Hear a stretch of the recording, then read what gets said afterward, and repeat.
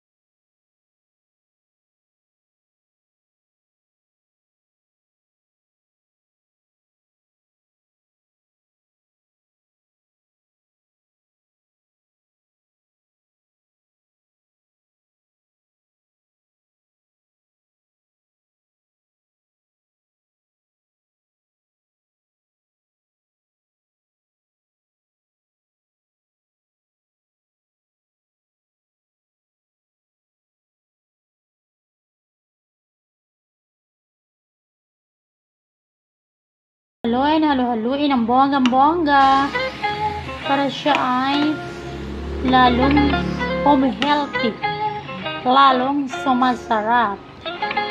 So guys, antayin natin mga ilang minuto.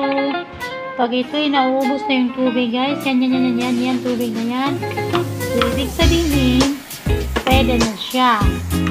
So ngayon, takpan muna natin siya para mag-antay tayo ng mga ilang minuto kasi super hina lang po talaga yung apoy ko guys.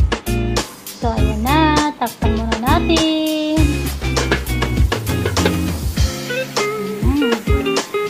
Habang mag-aantay tayo. So guys, tingnan natin ulit ang ating VG sausage. Ayan, nagmumulse ng bonggang-bongga. So, mga ilang minuto guys, maluluto na siya.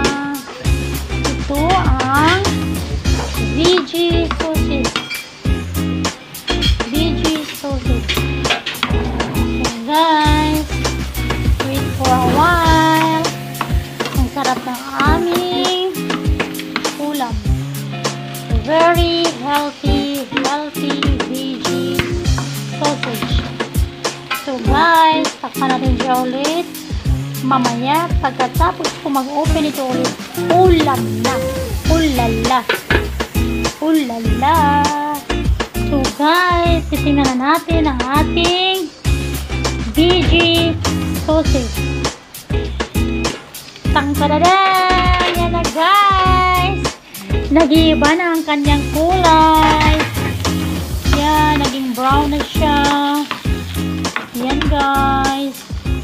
Ito guys. Itong na maliit.